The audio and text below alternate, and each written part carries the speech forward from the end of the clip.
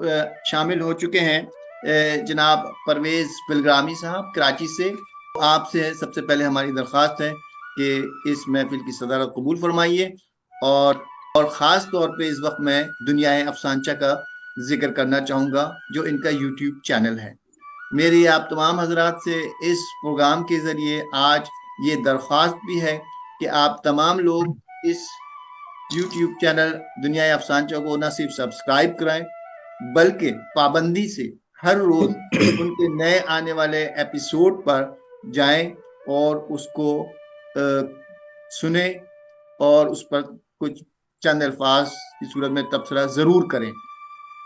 اس channel کو ہم نے بہت کامیاب بنانا ہے. یہ واحد چینل ہے ہماری طرف سے جو کہ افسانچے کی نمائندگی کرتا ہے اور افسانچے کو ایک صحیح معنوں میں قوت اور جلا بخش رہا ہے. یہ بہت ضروری بات ہے جو میں کہہ رہا ہوں کہ آپ لوگ اس کو فالو کریں. تو اس کے ساتھ ہی میں مائک دیتا ہوں پرویز بلگرامی صاحب کو. وہ چند الفاظ کہیں گے, اس کے بعد ہم پروگرام کو آگے لے چلیں گے.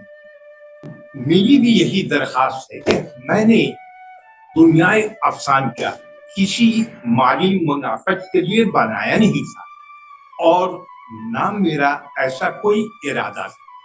صرف اور صرف میرا ایک ہی مقصد ہے کہ افسانچہ جسے نظر انداز کیا گیا اور اس بات کے گواہ خود سرور غزالی صاحب بھی ہیں کہ پاکستان میں کس طرح سے اسے نظر انداز کیا گیا کہ لوگ افسانچہ ہوتا کیا ہے یہ تک بھول گئے تھے اور لطیفوں کو افسانچہ سمجھنے لگے تھے. اسی وجہ سے میں نے دنیا افسانچہ پر ایک قسم سے یوں سمجھے کہ نئے قلم کاروں کی رہنمائی کے لیے یہ چینل بنایا اور عرصہ 3 سال سے تقریباً 1000 سے زائد ویڈیو اپلوڈ کر چکا ہوں افسانچوں. اور ہمارا جہاں تک خیال ہے کہ یہاں جتنی بھی لوگ ہیں تقریباً سب کی ہی ویڈیو اپلوڈ ہو چکی ہے.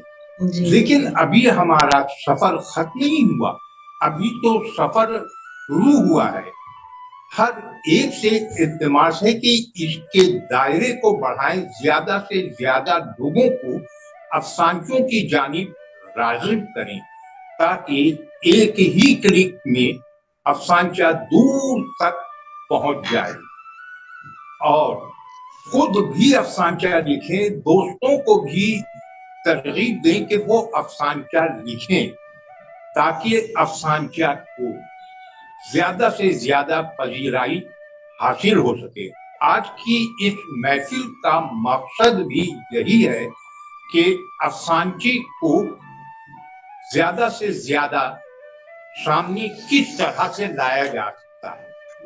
یہ ہم سب کو مل کر ہی کوشش کرنی ہے تاکہ ہر آدمی افسانچے کی جانب راغب ہو اور اس کو ایک نئی سمت دی جا سکے.